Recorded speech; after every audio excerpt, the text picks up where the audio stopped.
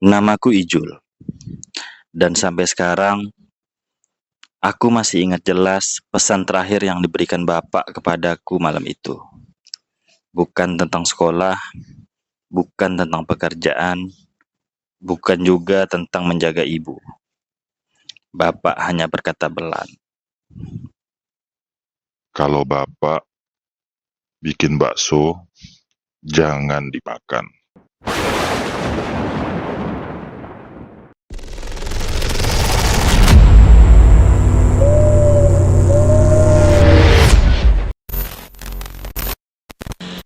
Aku sempat tertawa. Kupikir itu hanya candaan. Aku tidak tahu bahwa kalimat sederhana itu akan menjadi alasan kenapa sampai hari ini aku tidak pernah berani makan bakso lagi.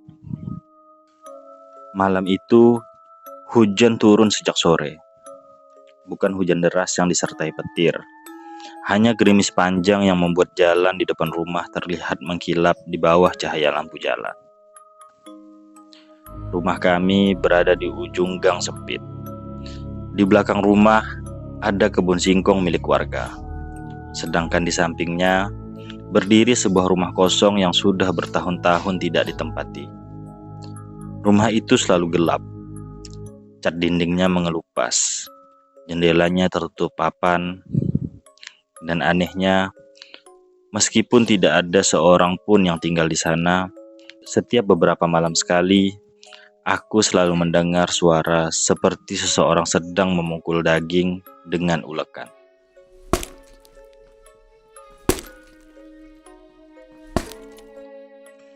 Pelan, teratur, dari rumah itu.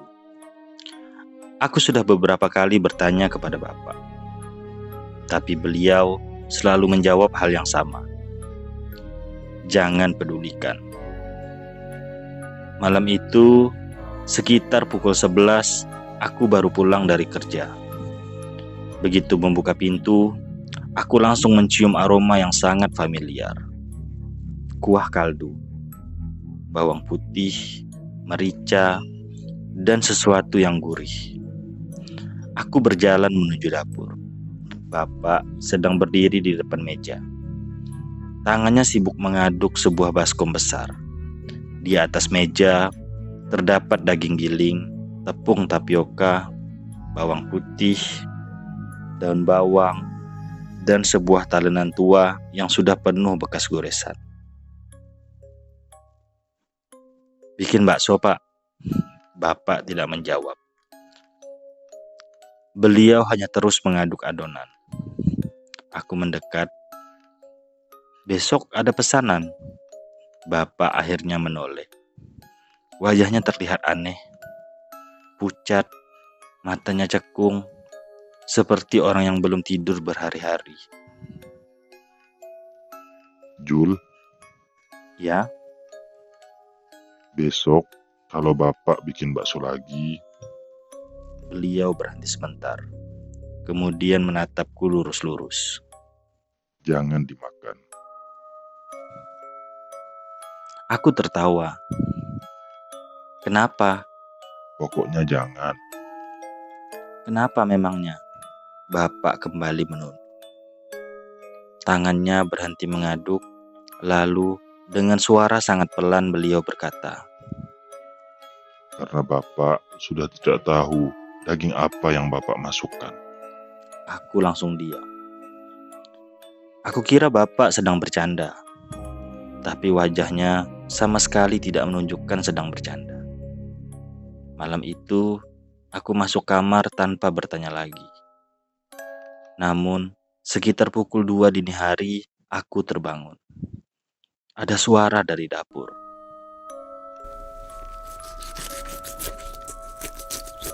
Seperti daging yang sedang dicincang. Aku duduk di tempat tidur. Suara itu terdengar semakin jelas. Lalu terdengar suara Bapak berbisik. Jangan lagi. Aku membuka pintu kamar. Lorong rumah gelap. Lampu dapur menyala redup. Aku berjalan perlahan. Ketika hampir sampai, aku melihat bayangan seseorang berdiri di dapur. "Bapak," beliau membelakangiku. Tangannya sedang memegang pisau. Di depannya ada sesuatu yang dibungkus kain putih. Kepalanya perlahan menoleh ke arahku. Namun, tubuhnya tetap menghadap meja. Lehernya berputar terlalu jauh. Aku membeku. Lalu, lampu dapur mati. Gelap. Aku berlari kembali ke kamar. Aku tidak berani melihat ke belakang. Pagi harinya, suasana rumah kembali normal. Bapak sudah duduk di teras meminum kopi. Seolah tidak pernah terjadi apa-apa. Aku memberanikan diri bertanya, "Pak, tadi malam Bapak ke dapur?" Bapak mengerutkan dahi. Tidak, "Terus siapa?" Bapak menatap. Wajahnya langsung berubah. semalam kamu keluar kamar. Aku mengangguk. Bapak berdiri, tangannya gemetar. Jul, "Ya, kalau malam ini kamu dengar suara dari dapur, beliau menelan ludah. jangan pernah buka pintu. Aku mulai merasa ada sesuatu yang tidak beres. Tapi sebelum sempat bertanya, dari dapur terdengar suara. Bapak langsung pucat. Kami saling memandang. Suara itu berhenti. Kemudian terdengar suara lain. Seperti seseorang sedang tertawa kecil.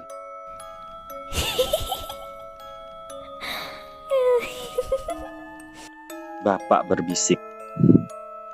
Dia sudah datang lagi. Siang harinya, Bapak pergi ke belakang rumah. Aku mengikutinya diam-diam. Beliau berjalan menuju rumah kosong di sebelah. Pintu rumah itu ternyata tidak terkunci. Bapak masuk. Aku menunggu beberapa menit sebelum akhirnya ikut masuk. Udara di dalam sangat dingin. Bau lembab memenuhi ruangan. Di lantai terdapat banyak bekas telapak kaki. Tapi bukan bekas kaki orang dewasa. Ukurannya kecil, seperti telapak kaki anak-anak. Aku mengikuti Bapak sampai ke dapur. Di sana terdapat sebuah meja kayu tua. Dan di atas meja ada penggiling daging. Di bawahnya terdapat ember hitam. Aku menutup hidung karena bau busuk yang menyengat. Bapak membuka tutup ember. Aku sempat melihat isinya. Dan sampai sekarang, aku berharap tidak pernah melihatnya. Di dalam ember itu terdapat beberapa bungkusan plastik. Salah satunya masih memiliki gelang kain merah. Gelang yang sangat aku kenal. Gelang milik Dimas, teman masa kecilku. Dimas menghilang 7 tahun lalu. Orang-orang bilang dia kabur dari rumah. Tapi sekarang gelang itu ada di dalam ember. Aku mundur. "Pak." Bapak langsung menutup ember. Keluar, "Ini apa?" keluar Jul. "Dimas ada di sini." Bapak memejamkan mata, kemudian berkata, Bukan Dimas yang pertama. "Aku tidak mengerti." "Bukan yang pertama." Bapak menatap rumah itu. Sudah banyak. "Siapa?" Bapak tidak menjawab. Tiba-tiba, dari lantai atas, terdengar suara anak kecil. "Pak." Bapak langsung menggenggam tanganku. Suara itu terdengar lagi. "Pak, aku lapar." Bapak menarikku keluar. Kami berlari meninggalkan rumah itu. Namun, saat melewati halaman, Aku mendengar sesuatu dari jendela lantai 2. Seseorang sedang berdiri di sana. Seorang anak kecil. Wajahnya pucat dan dia tersenyum kepadaku. Aku mengenal wajah itu. Dimas. Malamnya, Bapak tidak tidur. Beliau duduk di ruang tamu sambil memegang tasbih. Sekitar pukul 1, suara ketukan terdengar dari pintu depan. Bapak langsung berdiri. Aku ikut berdiri. Ketukan terdengar lagi. Kemudian terdengar suara Dimas. Raka, Aku hampir membuka pintu, tapi Bapak menahanku. jangan. Pak, itu Dimas. Bukan. Suara itu kembali terdengar. Raka, buka. Kemudian suaranya berubah menjadi suara ibu. Raka, ibu pulang. Aku langsung menoleh ke kamar ibu. Ibu sudah meninggal 2 tahun lalu. Bapak memejamkan mata. Jangan dengarkan. Ketukan berubah menjadi hantaman. Pintu bergetar. Dan tiba-tiba semuanya diam. Beberapa detik kemudian, dari dapur terdengar suara panci jatuh. Bapak berlari ke sana. Aku menyusul. Di lantai terdapat sebuah mangkuk. Di dalamnya ada 3 buah bakso. Masih panas. Bapak menatapnya dengan wajah ketakutan. Lalu berkata, Jangan dimakan. aku menatap bakso itu. Tiba-tiba salah satu bakso bergerak. Pelan, mengelinding sendiri. Mendekat ke arahku. Lalu berhenti tepat di kakiku. Dari permukaannya keluar sesuatu seperti rambut. Aku mundur. Bapak menarikku. Raka, dengarkan Bapak. Apa yang sebenarnya terjadi? Bapak menangis. Dulu Bapak punya hutang, Hutang apa? bukan uang. Bapak menunjuk rumah kosong itu. Bapak pernah minta bantuan orang di sana Untuk apa? untuk menyembuhkan ibu. Aku terdiam. Bapak melanjutkan. Orang itu bilang penyakit ibu bisa dipindahkan, Aku belum memahami. tapi syaratnya Bapak menganggap harus ada pengganti. Siapa? Bapak tidak menjawab.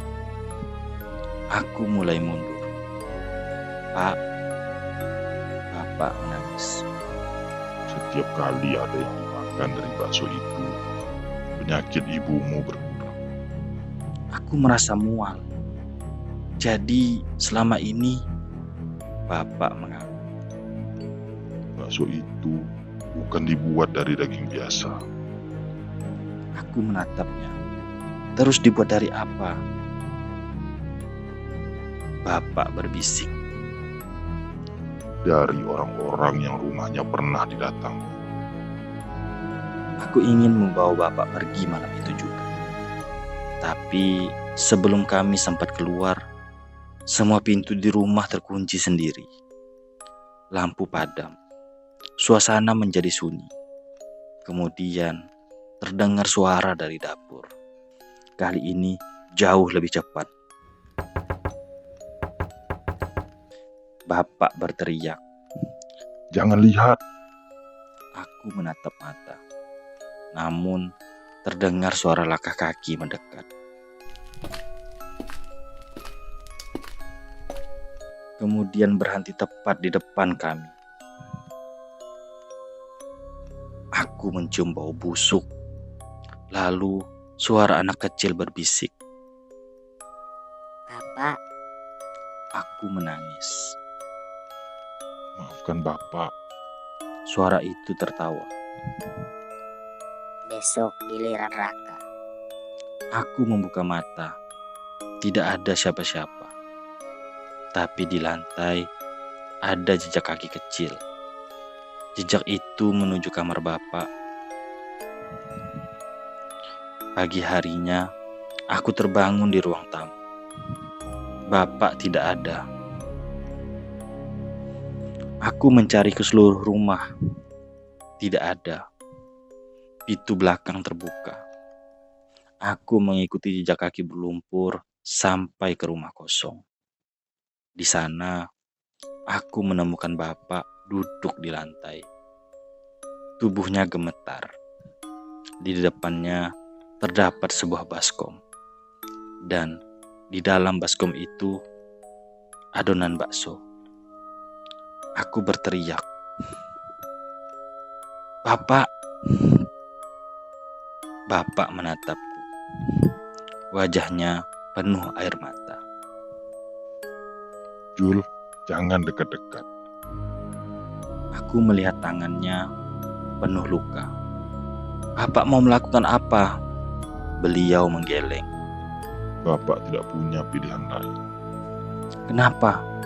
Bapak menunjuk ke belakang. Aku perlahan menoleh.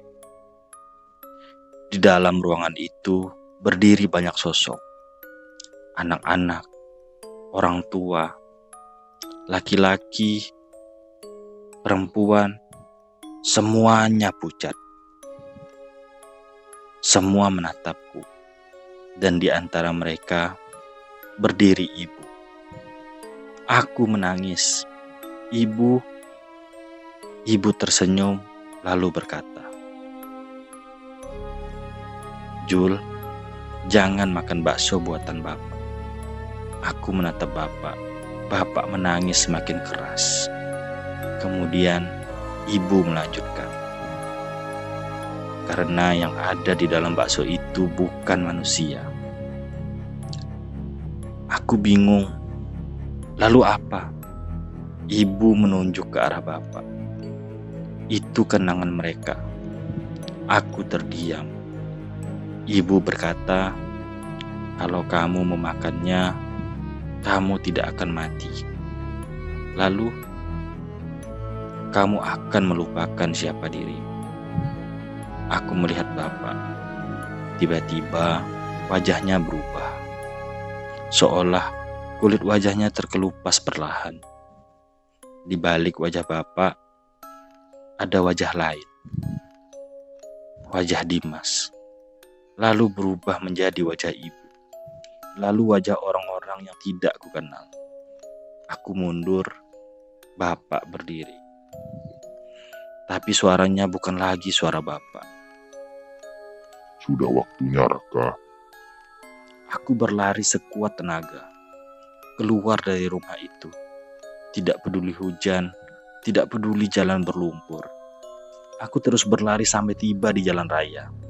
Aku meminta pertolongan warga. Polisi datang bersama beberapa orang. Kami kembali ke rumah. Tapi rumah itu kosong. Sudah tidak ada. Yang ada hanya tanah kosong. Seperti bangunan itu tidak pernah berdiri. Dan Bapak tidak pernah ditemukan. 3 hari kemudian, aku tinggal sendirian. Aku mencoba menjalani hidup seperti biasa. Sampai suatu malam, sekitar pukul 12 lewat, terdengar suara dari dapur. Aku langsung terdiam. Suara itu semakin jelas. Aku tidak bergerak. Lalu terdengar suara Bapak. Jul, Aku menutup telinga. Jul, Bapak sudah selesai masak. Aku menangis.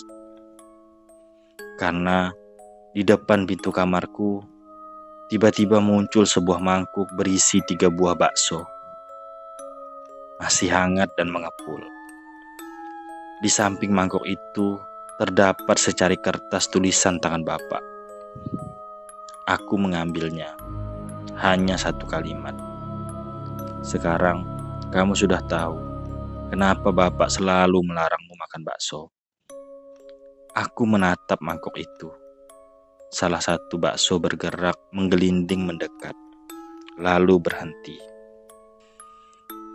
Dan dari dalam bakso itu terdengar suara kecil, suara Bapak. Makanlah, Jul.